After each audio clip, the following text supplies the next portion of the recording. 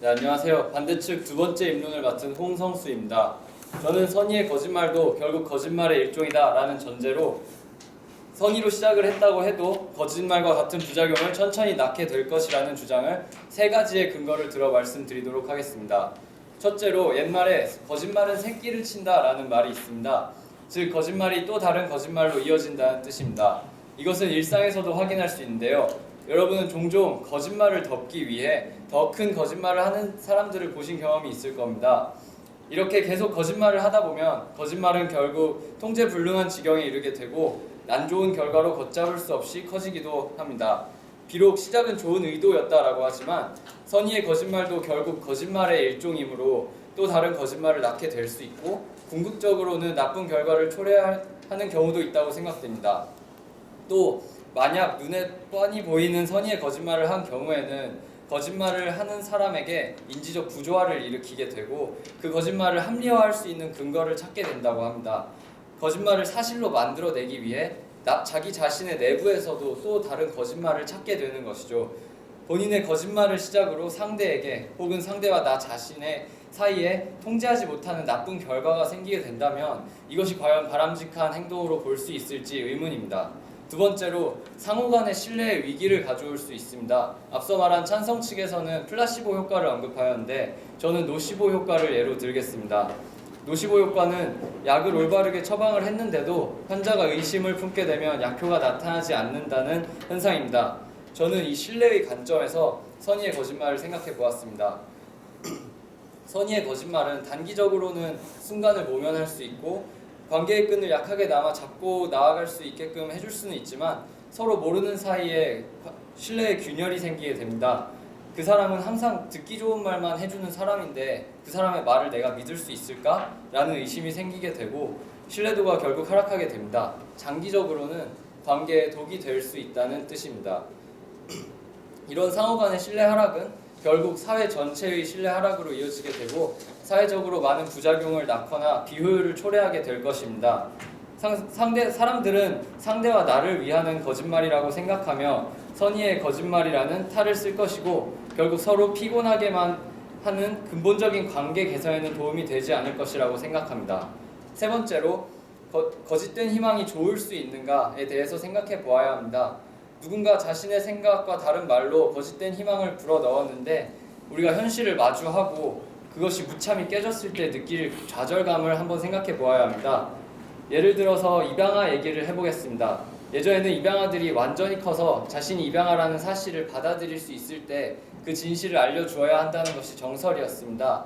하지만 부모님들이 잘 숨겨오다가 사춘기 때 아이들이 이것을 깨닫게 되면 심한 경우에는 탈선을 하는 경우까지도 발생하기도 했는데 그래서 요즘 선진국에서는 유아기부터 너는 입양하다 이런 사실을 끊임없이 주입시킴으로써 그 사춘기 때 받게 되는 충격을 조금 완화시키는 효과를 기대한다라고 알고 있습니다.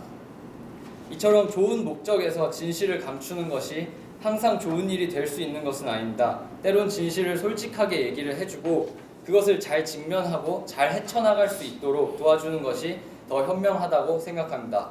이상 두 번째 입론 마치겠습니다. 예, 인터넷 해주세요.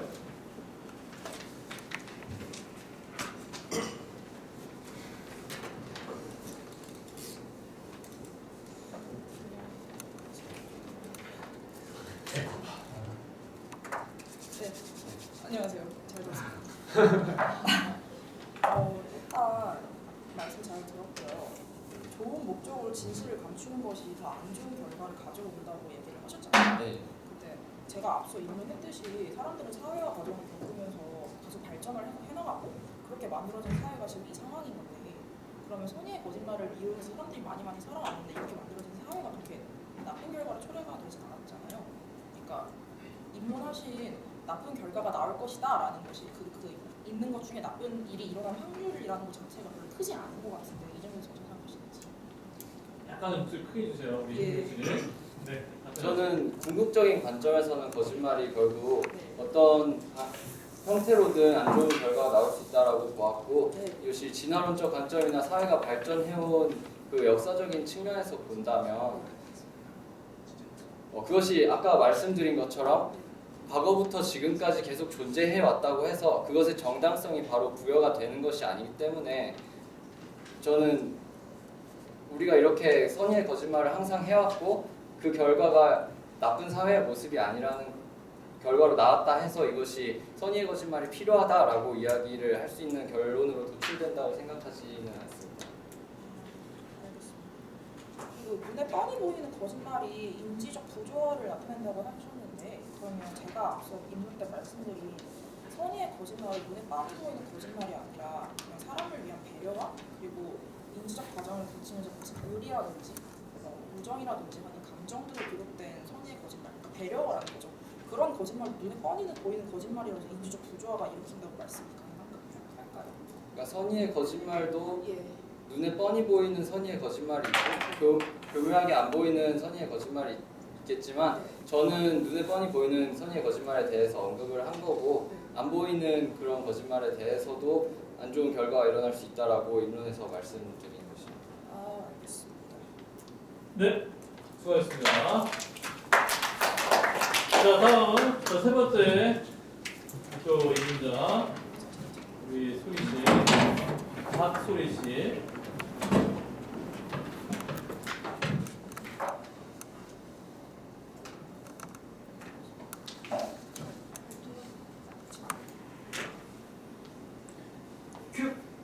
네, 저는 마지막 찬상쪽 발표 박소리입니다. 저는 선의의 거짓말을 교육적인 방면으로 접근해보려고 합니다. 교육적인 측면에서도 적절한 선의의 거짓말은 사람들에게 긍정적 영향을 미칩니다. 그래서 저는 교육적 측면에서 선의의 거짓말이 필요하다는 주장을 3가지 근거를 들어서 얘기해 보겠습니다. 2가지 근거를 들어서 얘기해 보겠습니다. 첫 번째, 선의의 거짓말이 섞인 칭찬은 사람의 사기를 높여줄 수 있고 그에 따른 교육적인 효과가 있습니다. 그 학생은 상당히 실력이 있는 학생입니다. 등 다소 거짓말을 섞어서 학생에게 조언해주면 어떻게 될까요? 1968년 하버드 대학교 사회심리학 교수인 로버트 로젠탈에 따르면 사람은 항상 상대방의 기대에 대해 가장 민감하게 반응하기 때문에 학생에게 기대를 품고 대하면 머저나 주위의 기대에 부응하는 훌륭한 학생으로 바뀌게 된다고 합니다. 훌륭한 학생이라는 기대감이 그 사람의 사기를 최대한 끌어올리게 하는 것이죠. 그래서 초등학생을 대상으로 한 가지 실험을 했습니다. 그는 샌프란시스코의 한 초등학교에서 전교생을 대상으로 지능 검사를 한 후 그 검사 결과와 상관없이 한 반에서 20%의 학생들을 따로 모아서 명단을 만들었습니다. 그리고 교사들에게 그 20%의 학생들은 뛰어난 학생이다라고 귀뜸을 해주라고 조언해 주었습니다. 그리고 한 학년이 끝나고 나서 이전과 같은 지능 검사를 다시 실시했을 때 그 결과는 과연 어떻게 나왔을까요? 그 20%의 명단에 올랐던 학생들의 다른 학생들보다 평균 점수가 훨씬 높게 나왔습니다. 명단에 있는 학생들에 대한 교사의 기대와 격려가 학생들의 태도에 알게 모르게 작용한다는 것을 보여주는 결과였습니다. 이 실험에서 우리는 한 가지 결론을 낼 수 있습니다. 바로 선의의 거짓말이 학생들의 실력을 향상시키는 데 대단히 중요한 역할을 한다는 사실입니다. 물론 실제로는 이렇게 간단히 능력이나 사기가 올라갈 수는 없지만 거짓말이라도 괜찮으니 학생의 능력을 높이 삼으로써 조금이라도 좋은 결과를 얻을 수 있다면 거짓말도 절대 우습게 볼 일은 아닙니다. 이 실험에서 학생들이 겪은 현상을 피그말리온 효과라고 합니다. 이 피그말리온 효과는 사람의 마음속에 있는 믿음이 잠재적인 능력을 끌어올리는 것, 즉 무에서 유를 만든다는 데 의미가 있습니다. 2번째 근거는 어린아이들의 동심을 지켜주기 위해서도 선의의 거짓말은 꼭 필요합니다. 그 간단한 일상적 예를 동영상으로 준비해 보았는데요.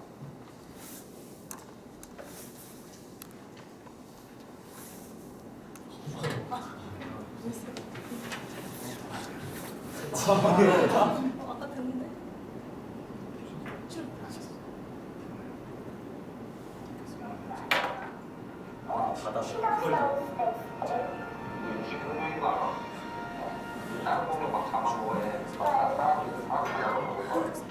아니요. 너네도 뭔가 진짜 웃기니까.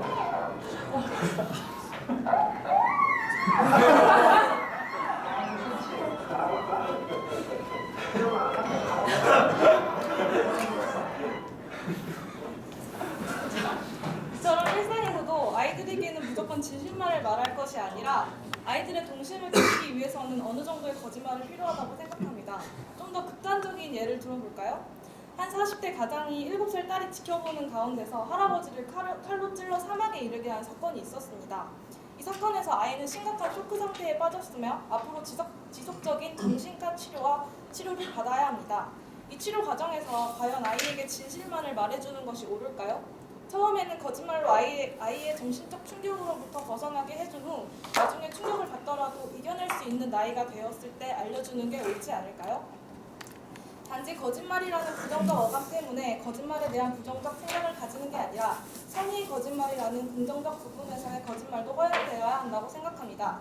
우리 모두 작던 크던 선의의 거짓말 속에서 살아왔고 지금도 살고 있고 앞으로도 살게 될 것입니다. 그래서 저는 제가 앞서 들었던 두 가지 근거를 토대로 저는 교육적 측면에서 선의의 거짓말이 꼭 필요하다고 생각합니다. 감사합니다. 네. 자, 교사조사님들.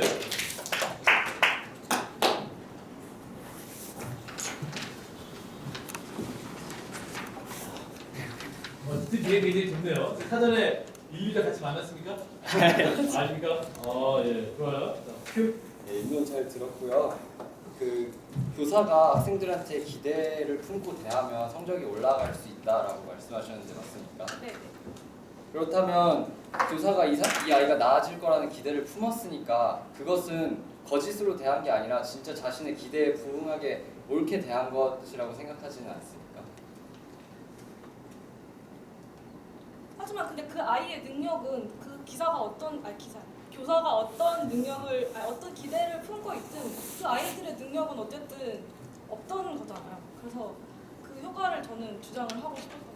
그 교사의 입장이 아니라 아이들의 그 변화를 저는 네. 결과를 중요시해서 그 피그말리온 효과를 말씀하셨는데 네. 아이들의 사기를 불러일으키면 이것이 성적이 좋게 나올 수 있다고 말씀하셨는데 맞습니까? 네.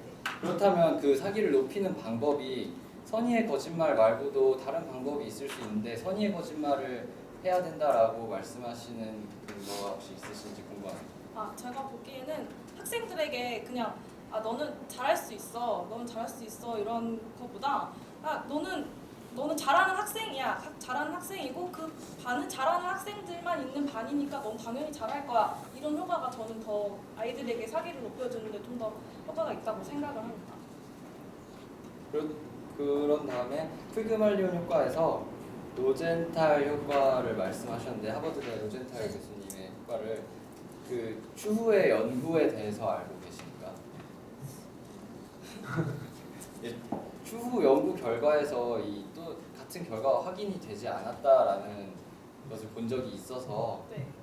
이것이 얼마나 타당성이 있었던 실험인지 그것에 대해서 다시 검토를 해봐야 할 것 같습니다. 근데 제가 알기로는 이 로젠탈이라는 교수가 처음에 이것을 제안을 해서 이 로젠탈 효과라고 된 거지 그 로젠탈 교수가 다음에 실험에 있어서는 그런 결과를 있었는지 저는 알지는 못했는데요. 이 로젠탈 교수가 한 거 말고는 다른 논문들도 봐서는 다른 실험을 한 거 봐서는 다른 결과가 있다고 저는 조사를 했거든요. 그래서 그 결과에 대해서는 만사에 좋습니다. 네, 좋아요. 네, 수고했습니다. 야, 이제 마지막 이 문장. 제시. 장희재 씨. 큐. 네, 여러분들 모두 한 번쯤은 다 너 잘 되라고 널 위해서 그런 거지 라는 말을 들어본 적이 있을 것입니다. 그 말을 들었을 때 여러분들의 기분은 어땠나요? 여러분들을 위한다는 그 최후의 변명만으로 이전의 모든 행위들이 용서가 되던가요? 아니면 오히려 그 말이 비겁한 변명으로 들려 남아있던 정마저 모조리 사라지던가요? 누군가를 위한다는 것이 정말 그 사람을 위한 것인지 행위의 주체인 내가 명확하게 판단할 수 있을까요? 저희는 아니라고 생각합니다. 저희 팀의 세 번째 논거는 선이라고 판단할 수 있는 기준이 매우 모호하다는 것입니다. 거짓말이라는 비윤리적 행위가 유일하게 정당성을 확보할 수 있는 수단인 선의라는 개념은 이가 선의인지 아닌지를 판단할 수 있는 객관적인 기준이 존재하고 있지 않습니다. 따라서 개인이 주장하는 바에 따라서 부정적 결과를 유발하는 거짓말이 선의로 미화될 수 있고 또한 이를 악용하여 아예 개인의 이득만을 추구하기 위해서 한 거짓말이 타자를 위한 것 아니면 타자를 배려하기 위한 선의로 포장할 수가 있습니다. 개인의 의도라는 것은 마음의 영역이기 때문에 우리가 함부로 추측하고 또 판단할 수가 없습니다. 이는 유일하게 행위의 주체인 말을 통해서만 표출됩니다. 즉 개인이 선이었다고 꾸준히 주장을 한다면 아무리 악의에 의한 거짓말이라 할지라도 우리가 이것을 선이라고 변명할 수 있는 것입니다. 일상생활에서 쉽게 찾아볼 수 있는 예시로 여러분들께 구현 설명해 드리도록 하겠습니다. 친구 A를 남몰래 질투하는 친구 B가 친구 A가 새로 구입할 옷에 대한 의견을 물었습니다. 누가 봐도 괴상망측하고 눈에 띄어 웃음을 살 만한 옷에 대해서 친구 B는 의도적으로 너무 예뻐, 야 너 그거 꼭 사! 라고 이야기를 합니다. 후에 B에게 왜 그런 거짓말을 하였느냐고 누구든지 따져 물었을 때 나는 그 친구가 너무 마음에 들어해서 마음 상하지 않게 하려고, 아니면은 내가 봤을 때 정말 어울린다고 생각해서 라고 이야기했을 때 그 사람을 비난할 수 없는 것과 마찬가지입니다. 즉 거짓말이라는 행위 자체가 첫 번째 논거에서 언급했던 바와 같이 비윤리적인과 동시에 선의 역시 매우 모호하고 왜곡될 수 있는 여지가 다분한 개념이라는 것입니다. 가령 선의라는 개념이 어떤 객관적 기준에 의해서 정의된다 할지라도 행위의 주체에게 선의에 의해 이루어진 행동이 타인에게는 선의가 아닐 수가 있습니다. 선한 의도라는 것은 결국 타인에게 그 선한 의도가 미쳐야 유효할 수 있는 것인데 앞이 논거에서 논의한 바와 같이 우리는 행위의 결과를 쉽게 예측할 수가 없으며 이에 따라 타인에게는 오히려 더 큰 상처를 남기거나 아니면 부정적인 결과를 도출할 수가 있습니다. 대표적인 예로는 시한부에게 그가 곧 죽을 것임을 알려야 하느냐에 대한 논의가 있습니다.